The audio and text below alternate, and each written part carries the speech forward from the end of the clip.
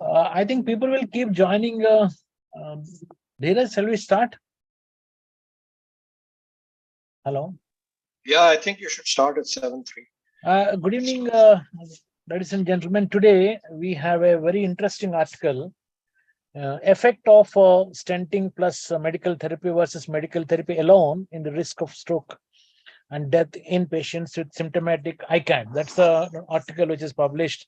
It's a Chinese angioplasty and stenting for symptomatic ICAD study, CASIS study, an RCT. This article will be presented by Dr. Megha Varshi, who is a senior resident neurology in PGI Chandigarh, and moderated by Dr. Dheeraj Kurana, who is a professor of neurology. The chairpersons are Dr. Sunil Narayan, professor of neurology in JIPMER, and Dr. Sucharita Ray, the associate professor PGI Chandigarh. And of course, expert comments will be given by Dr. Kameshwar Prasad, who is the director and CEO of RIMS Ranchi. I hand over this thing to Dr. Sunil Narayan and Dr. Sucharita to start the proceedings, and moderator will be Dr. Dheeraj Kurana, who will talk about the topic in the beginning, and then Dr. Megha Varshi will start her presentation, and again moderator will come back to answer some queries, and chairpersons will give the concluding remarks, followed by Dr. Prasad's expert comments. That's going to be the order in this. Dr. Sunil and Dr. Sucharita, you can take over the proceedings after the introduction of Dr. Dheeraj Kurana. You will introduce Dr. Dheeraj Kurana, ask for his comments, and then call for Dr. Megha. Okay, thank you. Thank you, Dr. Goti. So we are having the, I think the 6th Journal Club of the Stroke Subsection Indian Academy of Neurology after we started this initiative. We had a break during the IAN conference last month. We are back to track. And thank you, Dr. Dheeraj, for bringing your team to lead today's program. Dr. Dheeraj Kurana doesn't need any introduction to the stroke community in India and even elsewhere. He is the professor of neurology and stroke, the stroke center and stroke services and stroke training at the prestigious postgraduate institute of at Chandigarh, and there is a very active stroke fellowship program.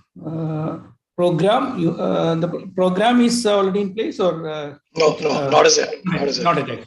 Okay. Sucharita is with Dr. Dheeraj in the same stroke team. Sucharita had done her. Okay, before I got Dheeraj also needs to be specially introduced as when the World Stroke Conference was held at Hyderabad. He was the president of the Indian Stroke Association. He was the anchoring person along with Dr. Jairab Pontin during that very important year in history of Indian stroke. And he's also leading a number of programs like the telehealth and the NCD related research programs. And he's also now leading the very important ICMR stroke trial network, multicentric stroke intervention trial, which is called Mobility. Along with him is Dr. Sucharita. Sucharita, I understand, did the fellowship from AIMS. Am I right, Sucharita? Sir, you were my examiner during my DM, yeah, and also in my stroke fellowship. Yes. I was the first stroke fellow from All India after Yes. my DM. So you were my examiner on both the occasions. Yes. Just wanted to make sure. And then Sucharita then moved to PGI. I think you had initially also some, yes, sir, 2018. Yes, involvement in you had your connections with PGI. Now she's faculty and working in the stroke services and training program as a assistant professor or associate already? Sir, associate. Associate professor, sorry. Yeah, associate professor of neurology at PGH Chandigarh.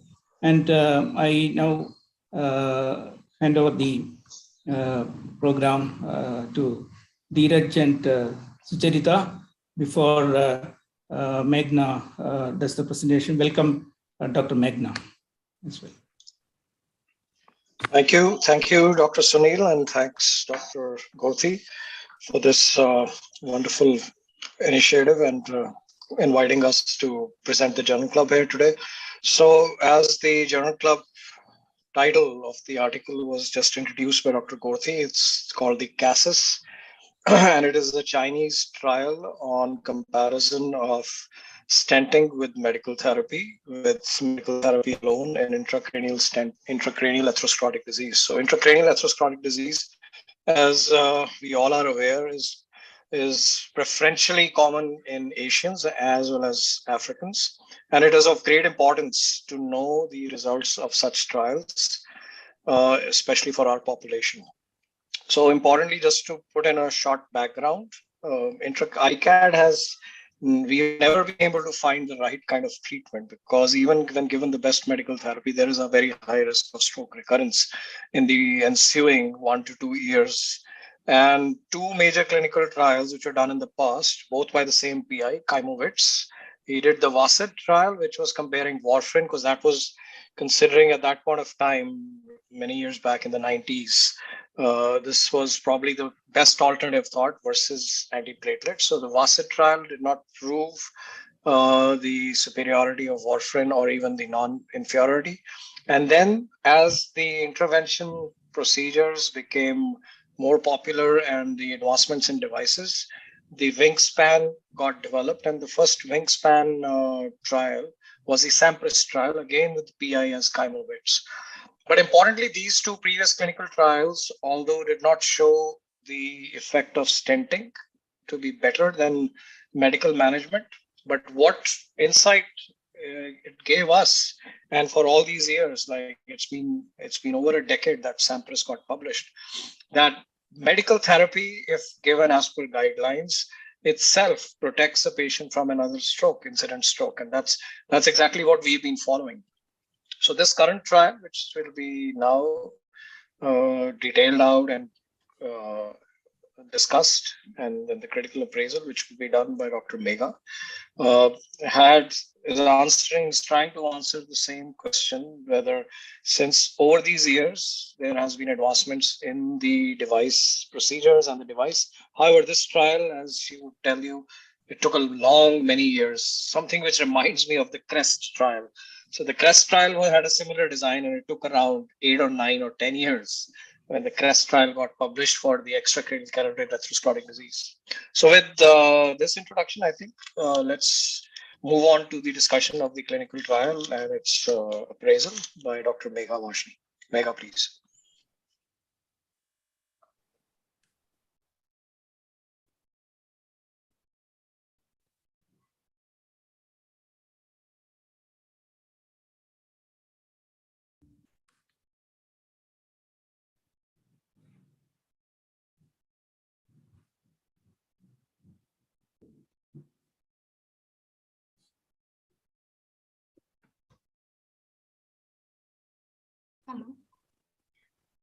Hello. Hello. Hello. Yeah, you are audible, please. Yes. My slides are visible? No, ma'am. No. No.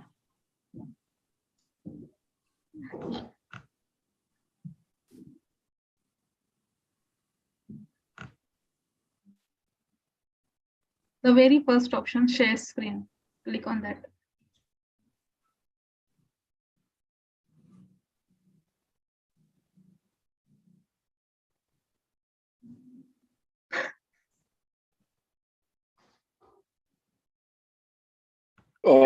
Megha, you need to share your content. Yes, Share sir. screen button.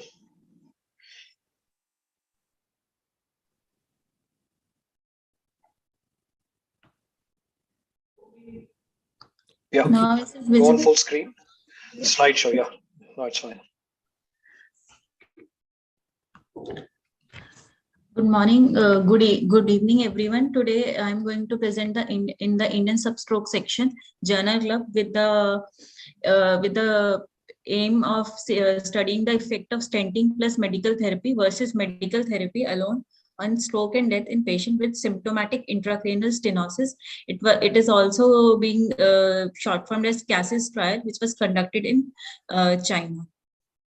So as the sir said that intracranial atherosclerosis is an important cause of ischemic stroke, specifically in the Asian and the Black population, with 30 to 50% of the Asian population being affected with ischemic stroke due to ICAD. And the risk of recurrence of the stroke in the ICAD is about 38 to 40%. So this trial is important for the Southeast population, as well as we can also look for the generalizability in the Western population also. So the mechanism of intracranial atherosclerosis causing stroke can be because of the embolization or because of the creeping plaque or hypoperfusion through the stenotic artery, leading to the development of stroke. So in the background of the Sampris trial, this trial was conducted with the refinement of the patient selection to reduce the periprocedural complication and with the quality control of the centers. So the refined selection of the patient included, they narrowed the inclusion criteria such that selecting the patient with TIA or non-disabling stroke or in the non-perforating territory that occurred after 3 weeks to 12 months of the index event with the symptomatic intracranial stenosis of 70 to 99%. With this, they also did the quality control of the center such that the participating sites were carefully selected, and a lead-in trial, which was done from 2014 to 2015 to select the high output and low periprocedural complication center was selected.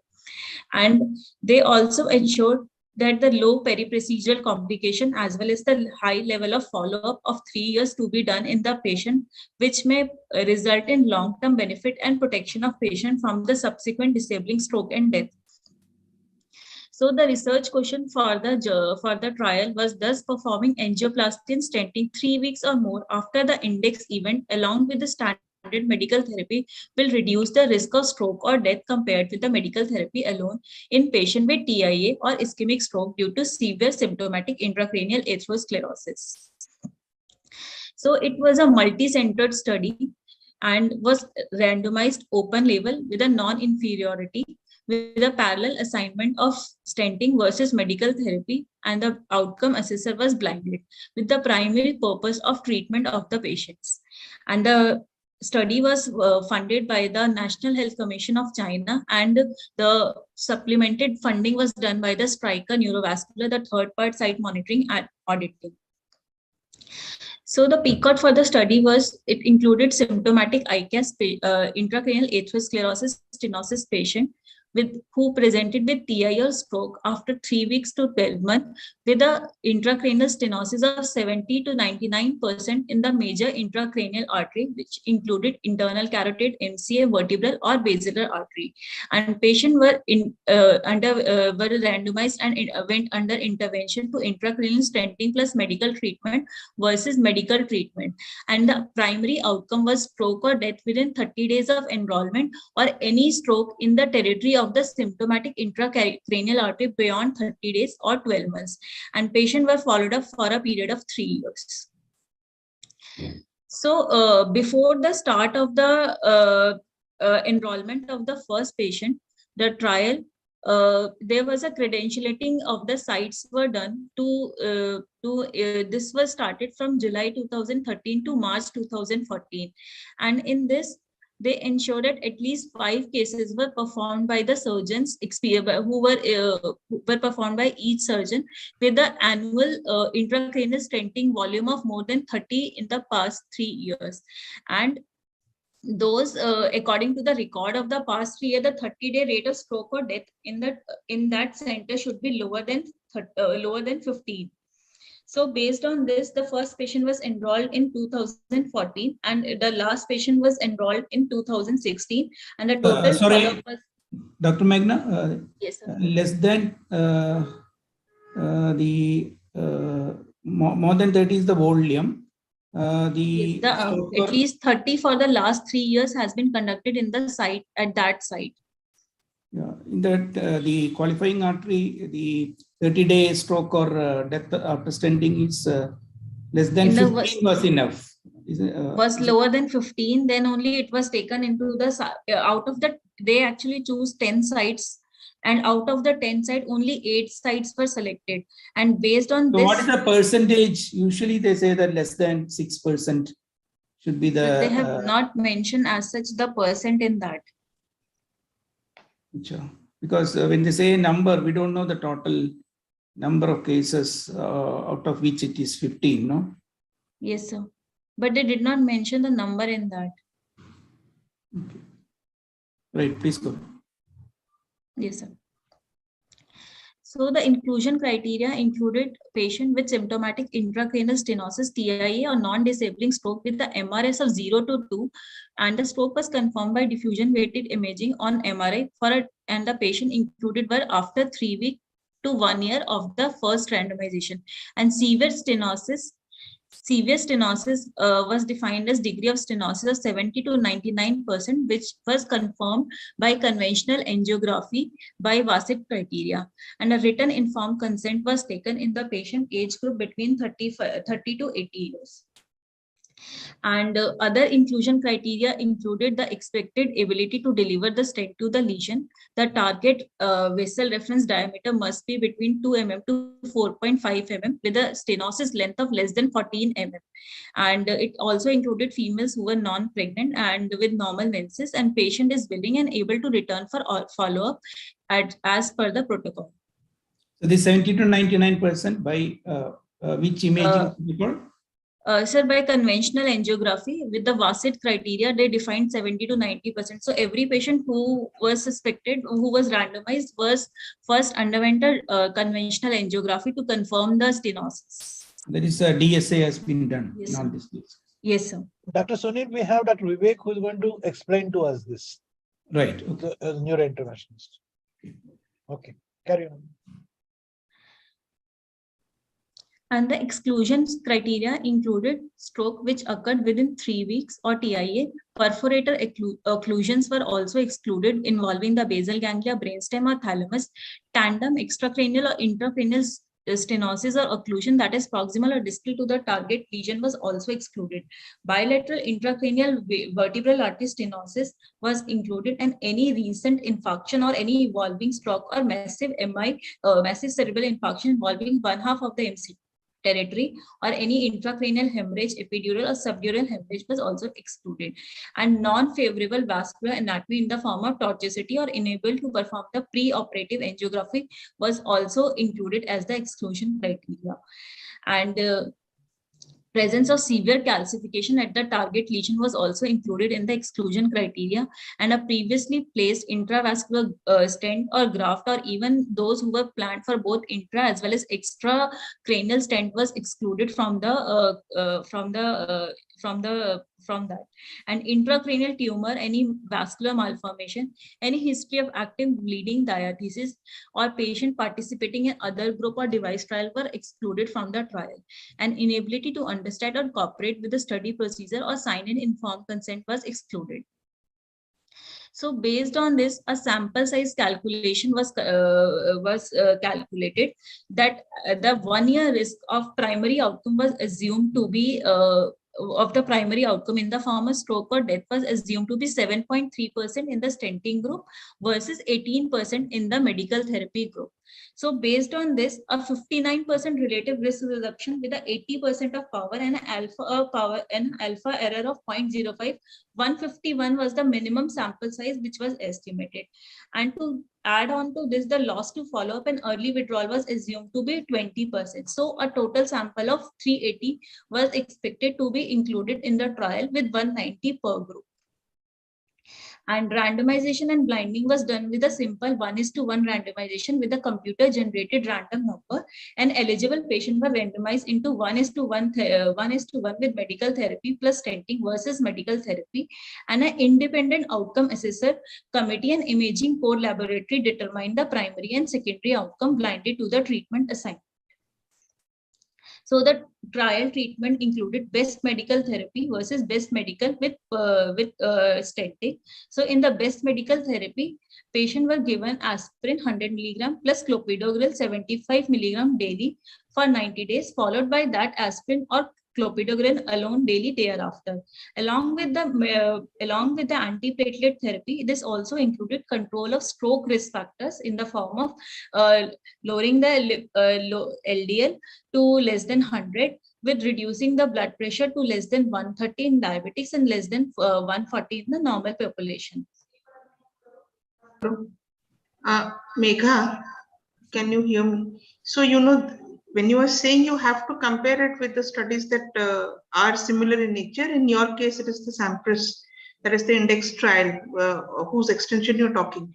So it is very important to state here how this is different from the medical treatment that was given, whether before stenting, if the patients were not on any medication, if any loading dose was given. All these points are important because specifically they needed to address the issues that were found while doing the SAMPRIS trial, and they wanted to refine the results. You have already set the background. So now you have to say which are the points where this present trial is varying from the SAMPRIS. Okay. So can you tell me how does this best medical therapy differ from what was there in the SAMPRIS? Yes, ma'am. So in the SAMPRIS trial, the loading dose was 375 milligram, followed by aspirin and clopidogrel of 75 milligram daily was continued. However, in this, the aspirin was 100 milligram plus clopidogrel, and before the procedure of stenting, no loading dose was given to the patients. And other than that, the LDL cholesterol was also less than 70 in the SAMPRIS trial as compared to 100 milligram per deciliter in the CASIS trial. What was the loading dose that was used in SAMPRIS before stenting? Ma'am, it was 375 plus clopidogrel of 75. So before stenting, if patients were not on dual antiplatelets, they were given 600 milligrams stat followed by stenting. Yes, ma'am. So that was one very important drug. And has there been any mention of what amount of patients, antiplatelets were patients taking while they were allocated to the groups in this particular trial?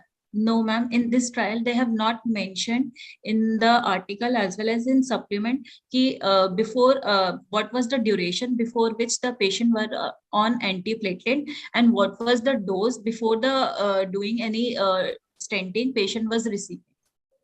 So you please mention all these points as you go along. Don't read around lines. Okay. Yes, ma'am. Carry on. And in the as compared to the best with the best medical therapy, and in the patient with stenting group, patient was stented with wingspan stent within 3 to 5 days after randomization, and the procedure was performed under general anesthesia, and all the patient also received the medical treatment as in the opposite arm of best medical therapy, and there was no loading dose which was given.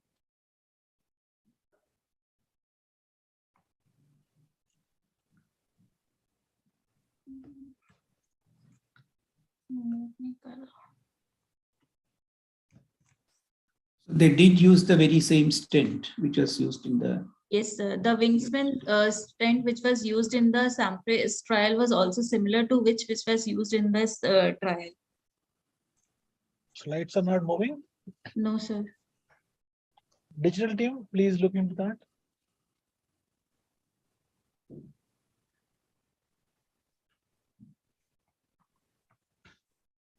Hello.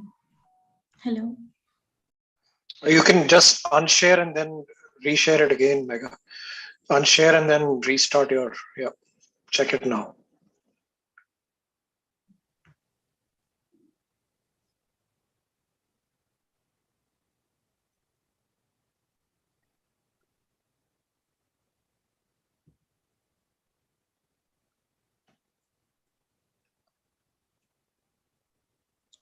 Is it moving now? Yeah, moving. Yes, So the patient was there were clinical assessment and follow-up of the patient was done either outpatient or telephonically at 1 month, and after that at 1 year, 2 year, and 3 year after the enrollment. As compared to the Sampris trial, they followed the patient up to 1 year only. And in this trial, the patient at the baseline were assessed for the clinical history with physical examination, neurological status. Along with that, they also underwent neuroimaging in the form of CT, TCT, CTP, DSA. And at the time of procedure also, the neurological status and the neuroimaging in the form of CTP, DSA was done for the patient with assessment of medication and its adverse effect. However, at the long-term follow-up, patients were not followed up with clinically, that whether at 30-day, 1 year, 2 year, or 3 year, that whether they had any, the medical history was not taken, only the neurological status in the form of NIHS, MRS, or Barthel index was taken, and neuroimaging was done. So if in the meantime, between 30-day, 1 year, 2 year, any patient had suffered any TIA, or any stroke, that was not recorded in the follow-up.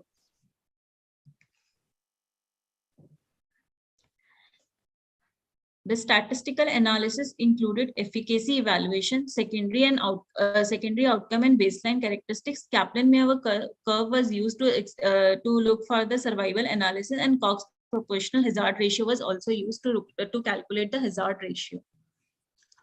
So a total.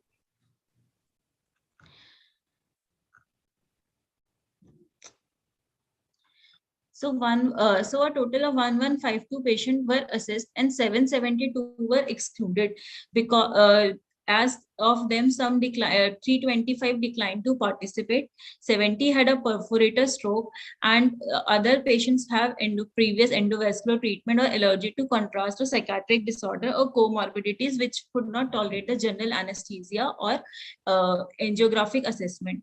So 380 patients were randomized. Of the 380, 188 were randomized to stanting plus medical therapy versus 192 who were randomized to medical therapy. Out of the 192 in the medical therapy, 175 received allocated intervention. However, 7 were there was a crossover and they underwent stenting. And in the stenting plus medical group, 156 allocated intervention as randomized. However, 20 did not receive because of the protocol deviation, or received and 8 received medical therapy. So crossover was present between the two groups. And 12 patients were found ineligible after randomization in the stenting group because of the qualifying event occurring within 3 weeks of the randomization, or concomitant extracranial stenosis was present in 2 patients. So out of the 188 patient in the stenting plus in the medical therapy group, 176 eligible patients were included in the primary analysis, and 181 patients were involved in the primary analysis in the medical therapy group. And 156 were included in the per protocol, and 175 in the medical therapy group in the per protocol analysis. And a total of 343 patients completed the trial, with a 95.8% being able to complete the trial. Megha, what is your comment on the loss to follow-up in this study? Ma'am, loss to follow-up from the study, we can say that in the stenting group, there was less loss to follow-up as compared to the medical therapy group. So because being patient underwent intervention, so they were more closely followed up as compared to those who were not in the medical therapy group.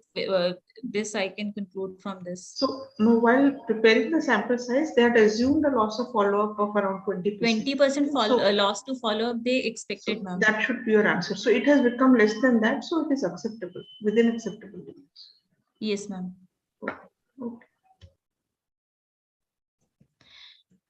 So the baseline characteristic of the study group included the Age in both the group was almost similar of 56 and 55.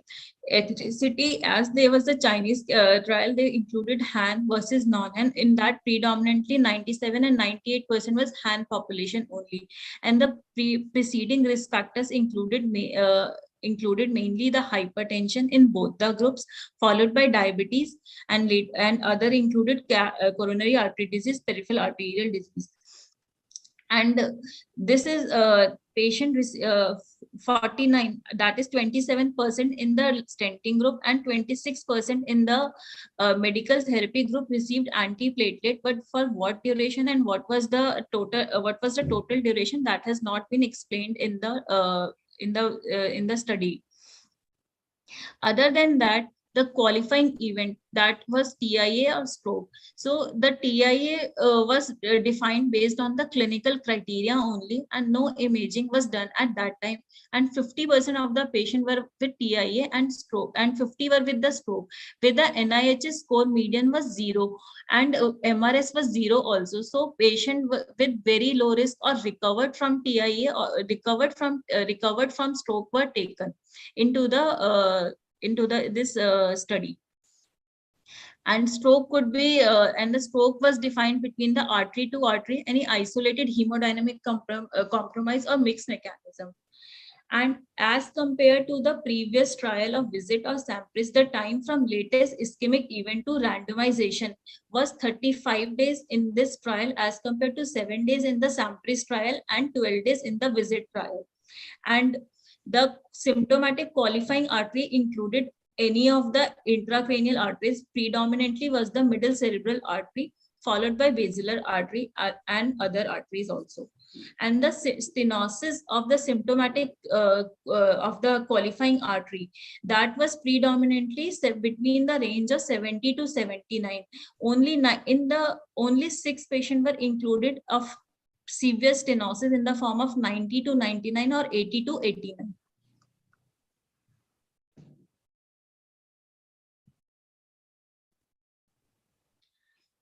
So the primary outcome was defined as the risk of stroke or death within 30 days after enrollment, or any stroke or death in the territory of the symptomatic intracranial artery. So the first 30 days, any stroke was taken into the account. However, after beyond 30 days and 12 months, the symptomatic intracranial artery which was stented, in that territory, stroke or death was taken as the primary outcome.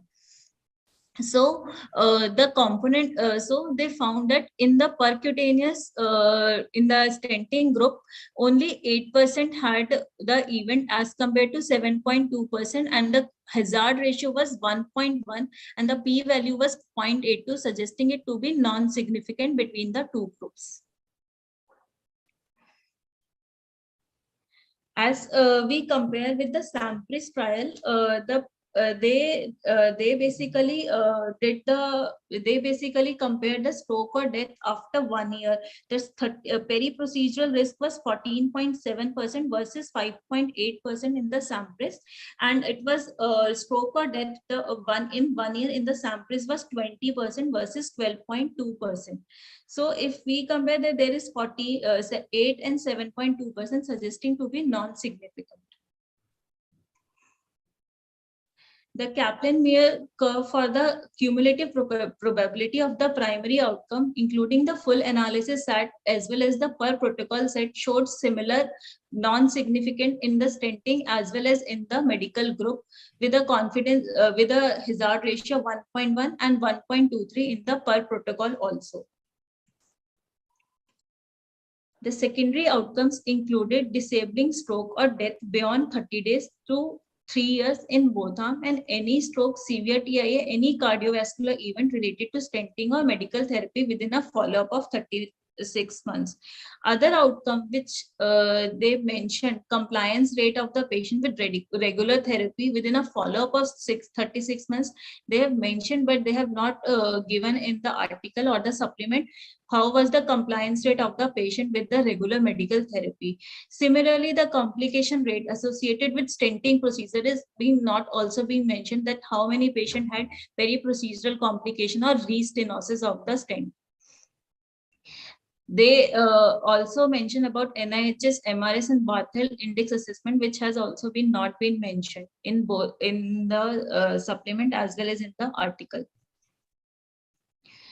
So excuse me. Yes, sir. In the title, in the subtitle title you put for that, those 3-4 items, is Yes, sir. other outcomes measured. Yes, sir. They have mentioned in the article that other outcomes were measured in the secondary outcome, but they have not given the values for them, sir. In the supplementary files also? Yes, sir. It's quite unusual. We'll check that. Dr. Sucharita, any comments? Sir, actually, in the first and second supplement, they're only giving the protocol. And in the third supplement, they have included a list of all the inclusion-exclusion criteria along with the other graphs that she has shown, like the per protocol analysis and all, but actually it has not been shared. However, this is not within the first, not the primary or the secondary outcomes as defined by this study. So even in the protocol, it's not been mentioned at these being in any of the primary or the secondary outcomes. So yeah, I'm just maybe they'll be coming, or maybe we'll send a query probably to address this. So we don't. They are claiming that outcomes are measured, but the outcome data is not shown in the paper. Correct? No, sir. Yes, sir. Actually, they have formed the stenting and the angioplasty. They have formed a group, and they have also addressed all these patients where they have needed rescue therapy for angioplasty and stenting. And this has been mentioned in the protocol, but sir, it's not been given in the results.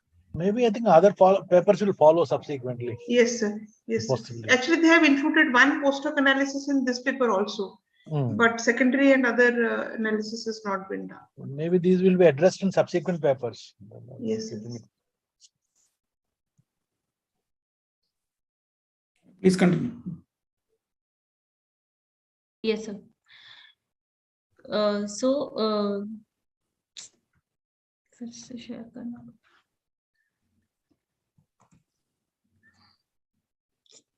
It's already shared. It's already shared. You can just move ahead. It is not moving, sir.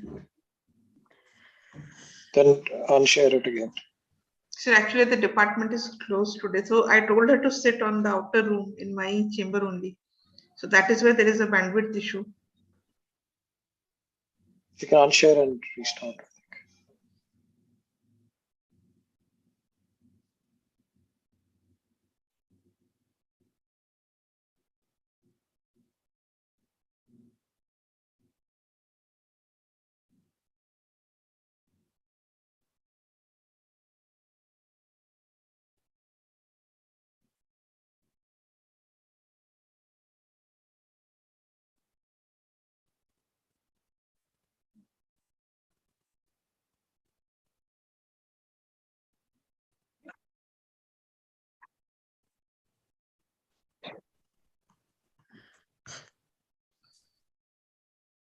You can now try moving to the next slide. Yes, sir. So if we see the secondary outcomes, they studied stroke in the same territory within 2 years, 3 years, as well as the death within 3 years, which included the stroke related death. So the stroke in the same territory within 2 years or 3 years was almost same in the medical therapy as well as in the stenting group. However, the death within 3 years of stroke related included 7 deaths in the stenting group and 4 of which 4 were stroke related death. And in the medical therapy, there were 2 stroke related death. However, the hazard ratio was 3.75 to call. So it was considered to be non-significant. The Kaplan-Meier curve for the secondary outcome of a cumulative 3-year rate of disabling stroke or death was also showing that the maximum deaths occurred within first 1 month or maximum within first 3 months of the stenting procedure. Followed by that, both in the both in the stenting as well as in the medical group, the rate was same, and there was no significant difference in the cumulative rate of death or stroke in the 3 years in medical or in the stenting group. And after that, even they did a post-hoc analysis for the primary and secondary outcome to look for any, if they could found any significance and benefit of doing the stenting over the medical therapy. However, the hazard ratios and the risk of in the hazard ratio for the primary outcome as well as for the secondary outcome was 1.1 and was non-significant to cause any benefit of stenting over medical best medical therapy. The available data for the modifiable risk factors, they included the systolic, diastolic blood pressure, the LDL, glycated hemoglobin. Other than that, they also studied the BMI as well as the CRP and the HDL values for the patient. So if we see in this graph, the baseline in the medical as well as in the stenting group, the average BP was between 140 to 130, and over a period of follow-up, it remained in the same range of 130 to 136 only. Similarly, in the LDL group, they also kept the target to keep it below 2. That is less than 100. So it was similar in both the group of stenting as well as in the medical therapy group. And the glycated hemoglobin was around 7 to 7.5 in both the medical therapy as well as in the stenting group at the baseline. However, there was a increase in the HbA1c at the 3-year follow-up, both in the stenting as well as in the medical therapy group. So the result was non-significant for all of them. So the other thing is they did not mention on the antiplatelet compliance and on the antiplatelet compliance and the aggressive medical treatment which patient received. Other than that, the adverse event analysis was also done, that is evaluation of disabling stroke, symptomatic ICH or death within 1 year, as well as evaluation of all cause of death within 3 years of involvement.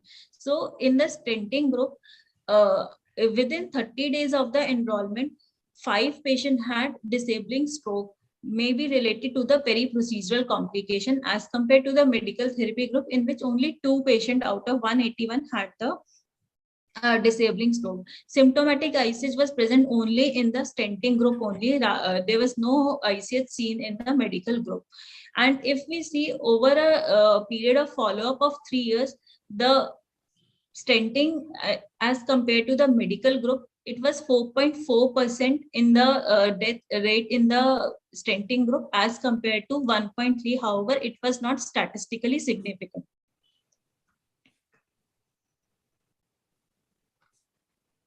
This was the results which was shared in the article and its supplement. So from this, the author concluded that there was no significant risk reduction seen in the study, which was similar to the other stenting trials which were done previously, including the SAMPRESS and the VISIT, suggesting that role of aggressive medical management is more as compared to the stenting. And the 30-day event rate was also numerically higher in the stenting group as similar as in the SAMPRESS and the VISIT study. And however, they also found that the peri-procedural risk reduction was also reduced in this study as compared to the SAMPRESS, and this may be because of they selected low-risk patient in the form those who have already completed the 3 to 4 weeks of the 35 days was the average period in which they selected the patient for stenting. So they have already selected low-risk patient who are less likely to suffer from the unstable plaque or hypoperfusion injury. And other than that, they also selected the high volume clinical site and the experienced surgeon to conduct the stenting procedure, leading to a reduction in the peri-procedural risk. And Other than that, the peri-procedural complication was low because of the exclusion of the perforator stroke as compared to the Sampras. In that, out of the 21 stroke, 15% out of the 21 stroke which was there in the Sampras, the 15 strokes were because of the perforator artery involvement. Similarly, the 30-day symptomatic ICH stenting was also low. This may be because of the guide wire. The reason which could be because of the guide wire related perforation or any tortuosity of the vessel which was seen at the time of stenting, or it may be because of the reperfusion injury. And other the loading doses were also lesser here, no? They did not give any loading dose. So, sir, at that time of the, they did not load the patient before the stenting before stenting. They only followed what patient was taking. Other than that, they added only aspirin 100 and clopidogrel 75.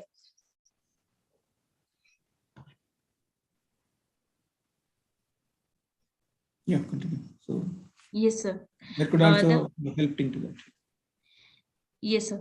The cumulative 1 year risk of stroke as well as death both was same in in both the stenting as well as the medical group was same only because of the refined narrow selection of the criteria. So I will like to share the limitations of the study. As per the author, there were the following limitation. They said that the population is being only the Chinese people who were selected. So generalizability to the other population is uncertain.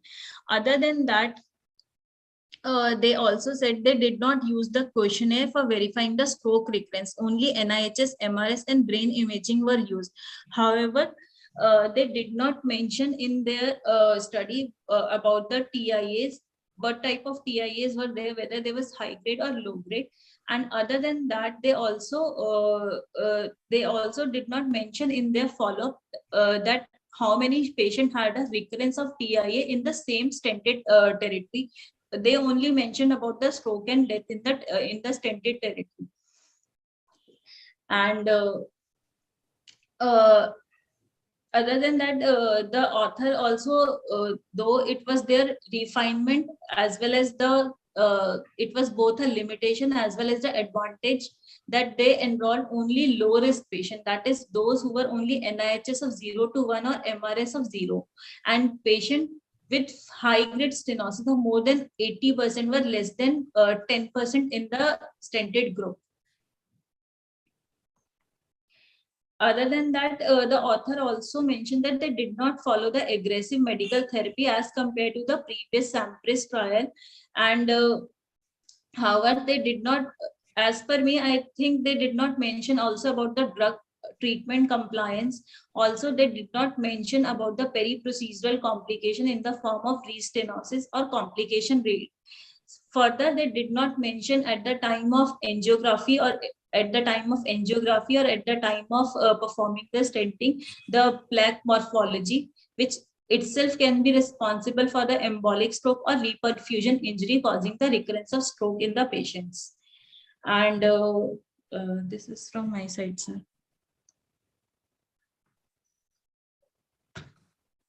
So, Dr. Sucharita, you have any more comments?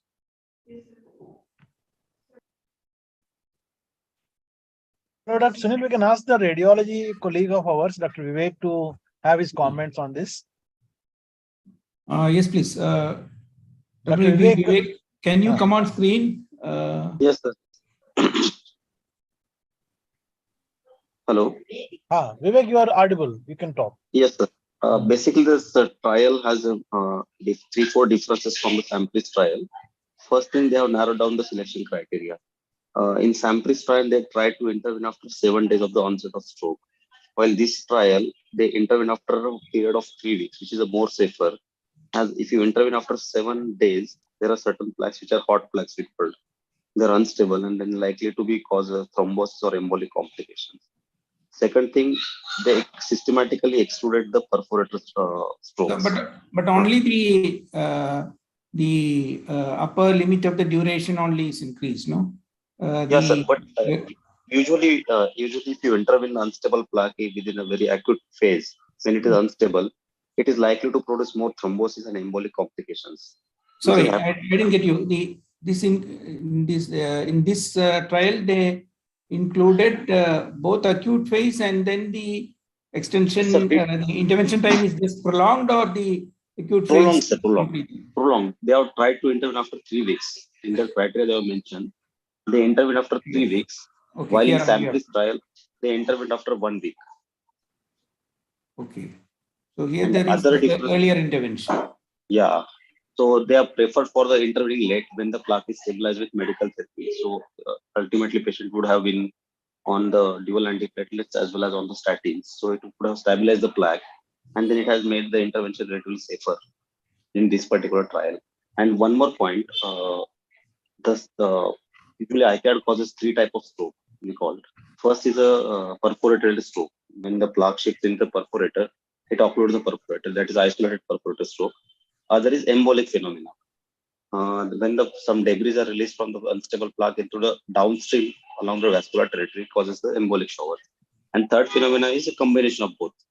So they have excluded the first phenomena, that is a perforator stroke. So if perforator stroke is there, they have excluded that patient from the intervention arm. So that is, I think, a better selection criteria. How do you exclude that angiographically? How do you? We have to see the location of the stroke, sir. If there is embolic stenosis or if there is a stroke along the MCA territory and typically infarcts are along the caudate and putamen, so probably there are the lenticular striate perforators are involved. And if the infarcts are in the cortical areas like the central gyrus or some insular thing or inferior parietal lobe, that is the embolic shower probably. So if patient is having embolic shower more than the perforator, they are the better candidates for the stenting. They respond well because when you dilate any plaque, there is a tendency of plaque to perforate along the perforator and it will worsen the thing further. So that is the reason they have selected the patient with the, they excluded the patient where the perforator infarcts were there. And third one. But they have very well included the strokes due to hemodynamic disturbances. Yeah, hemodynamic or embolic shower. Only 2 types of stroke they have included. They have excluded the perforator occlusions. So that is, I think, better pattern. Third one is experienced operators, obviously. They have chosen a high volume center where the operators are experienced to handle such kind of scenarios. So the outcomes are much more better. But only one worry I have about this study. This is an entirely Chinese population, and they have used clopidogrel as a long-term treatment option for the antiplatelet therapy. But in Indian population, how much it will be feasible? Because Indian population tend to have resistance for the clopidogrel. So we don't know whether the patient will respond to that. I think that is true for Chinese also. The Oriental population also has got around 33% CYP2C9 and CYP2C19 mutations. The enzymatic polymorphism can come into play in Indian population. And some refinements, obviously, there are there. Nowadays, the paradigm for the intervention is shifting for the angioplasty alone. Rather than stenting the thing, people are trying to just do angioplasty in suboptimal way, that is less than 80% of the native vessel, and leave it like that. So that is what one other hypothesis coming into our recent papers. So they are filling the angioplasty alone without stenting is another safer option for treating ICAD. So obviously randomized studies has not been done for the such kind of things, but in future we might see such kind of studies coming. Dr. Vivek, how do they calculate the stenosis VASID? Yes, sir. Yes, sir. In VASID trial, they call 1 minus diameter of stenosis. The numerator is numerator is the diameter of stenosis, and denominator is the diameter of the proximal vessel in VASID trial. So if the diameter is 1, it's on DSA. On DSA, they have done the diagnostic angiogram for all the case for the enrollment of intervention or medical. So on DSA, we have to calculate the diameter of the proximal vessel, diameter of the stenosis, and then we have to subtract these two. While in ACID criteria, there's the diameter of distal vessel they taken into the consideration. So just like extracranial, the intracranial also same method is used. Yes, sir. Yes, sir. Yes, sir. So do you think that they would have undergone those who are undergoing the stent arm of the study, they would have done undergone 2 DSAs or in the Yes, sir. very okay. They have done one diagnostic DSA to quantify stenosis, and then second one is a intervention procedure itself. So they have mentioned in the protocol the all patient undergo conventional angiography to quantify degree of stenosis. So obviously to meet the eligible criteria of 70 to 99 stenosis, all underwent a DSA, and of which only which has severe stenosis, as madam has told already, has been enrolled for the intervention arm and medical therapy. So in the VACID study, did they calculate the degree of stenosis and all based on DSA there also? Yes, sir. Okay. In VACID also, I think they are used DSA, and Samplis also use a DSA. So whenever real stenting is being planned, we have to have a prior DSA. Yes, sir. Yeah, actually CT angiography is right now available. It was not available in those days, I think. Yes, sir. I think sir is correct. VACID was long back. That time the scanners will not well modified. Nowadays we have rapid scanners. We can get actual DSA like images on CT angiography. So it is as accurate as DSA. So why did they not try that in this study, in this trial? They could have. At least the operator prefers probably, sir. Sir, in the VACID trial, the percentage I think of stenosis was 50 to 90%. So over a period of time, I think after the FDA warning in 2019, the percentages have become stricter. Okay. Yeah, but that is VACID. Is there anything you want to say? Yeah, I was just about to mention some. There are something odd in this. But use trials like the 3-week period because sound recurrence rates or the stroke rates were highest, so they went beyond the 3 weeks. Now, something very odd in this trial is they still did not use the aggressive medical arm of Sampris, which had a lower rate. They preferred to use the VACID medical arm by using 100 aspirin as well as LDL targets, which were higher than Sampris. So that means that the entire design was actually meant to underdose the patients. That's the first thing, because that clearly indicates the understanding of probably the trialists that they know that the medical therapy, if given intensively, probably works better than the stenting. And the same thing happened when they calculated the sample size. So for the sample size, they calculated the stent rate at a stenting trial, which was done in China, but the medical rate, which is something like 18% or something, was taken from VACID. Rather than taking from Sampris, which had a lower complication or the recurrence rate. Had they done that, that would have made it more equivalent. That I think, I would say, you may say shortcomings of the clinical trial, because they underdosed, and medical therapy may have actually shown to be better if they had gone on an intensive phase. That's my take on this clinical trial. And because all these, still now, we've had all the major clinical trials showing lack of effect of or even non-inferiority of stenting in this specific group. So it's still, and the way the world is moving, we are moving towards more aggressive medical management. The same is true for even symptomatic extracranial stenosis. There are more and more papers which are coming telling us that even if you go aggressively as a medical management, you may even have good outcomes comparative to stenting. So that I think maybe in a future clinical trial, maybe in our own country, we might do this kind of a clinical trial where it go very intense in the medical management. I think that's one very important problem about this study, not giving the follow-up details of the compliance of the medical therapy in both the arms. So whether any significant difference was there between the two arms, we don't know at all. I think I agree with Dr. Dheeraj because earlier studies when extracranial stenosis was done, the aggressive medical therapy was not available at all. And so the comparison was no, it is better now. These studies are better designed, I think. I agree with the aggressive medical therapy may act better. What do you say, Dr. Sunil?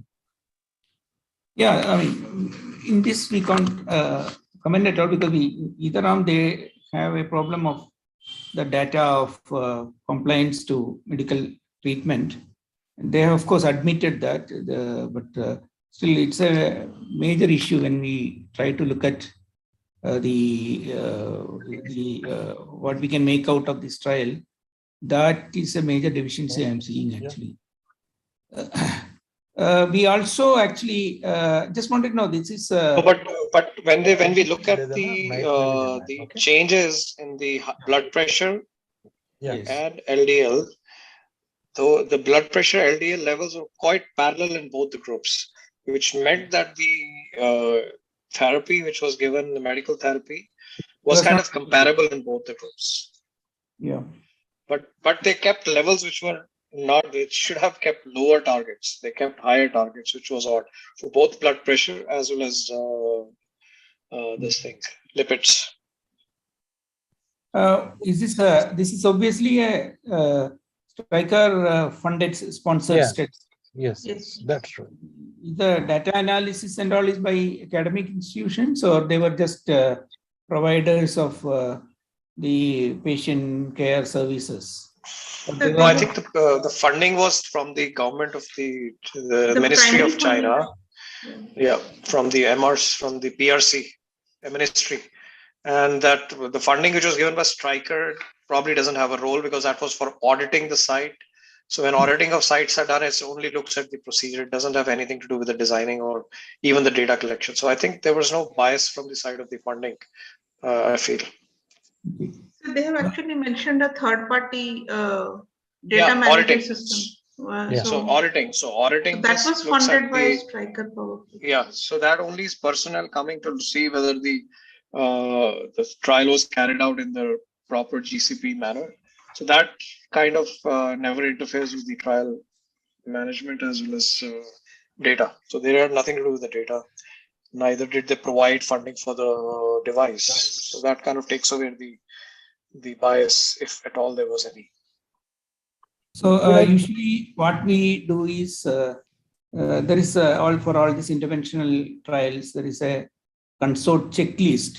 So when you present the critical analysis, you can it runs into some 3 to 4 pages. So each one of them you can just run through it and keep ticking or unticking and explaining it. There are 3 options they give: yes, no, not sure, like that, regarding generalizability, applicability, and the biases, the different types of biases. So this is given in that consort checklist. So in Journal Club, that is something which is useful to use. Which many institutes use as a critical appraisal pro forma. So she has missed it actually. Sir, I have it with me. If you want, then I can do the critical appraisal for her. Yes, can you do it quickly? Why not? Yeah, I'll do it. I'll do it on her behalf. Can I just share my screen? Yes. I was actually typing the questions. Because when Dr. Prasad is around and we have to show. Yes, sir. Now we learned it from him, critical appraisals, and it has to be done. Sir, right, sir. I have it with me, sir. Can I share my screen?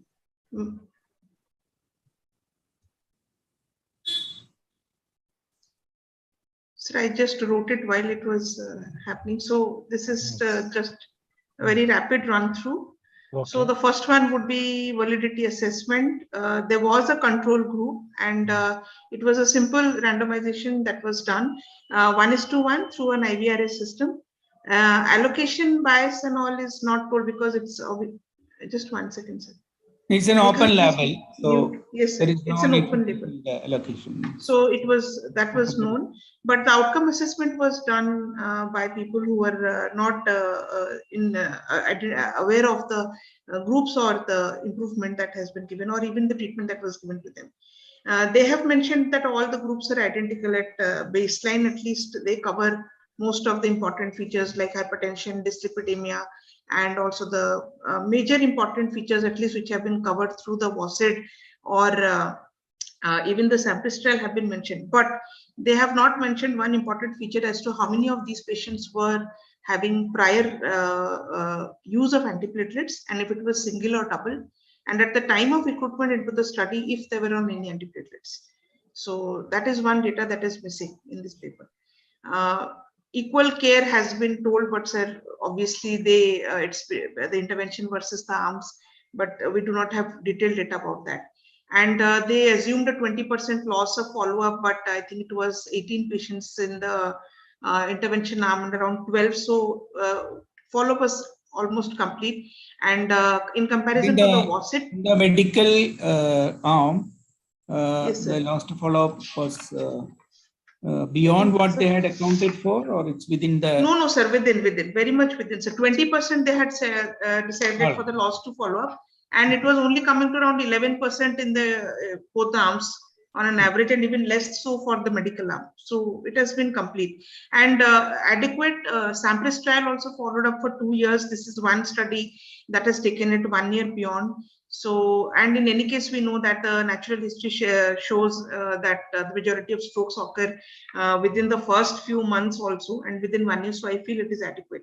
And outcome assessment, the assessors were blinded. There were a third-party group of people who are not involved in the care of the patients. This they have taken care to mention, and they have assessed. The only odd problem that I have with this assessment is that when we see trials like WASID, which was anyway published in 2005, there we did not have a correct way of measurement of outcome.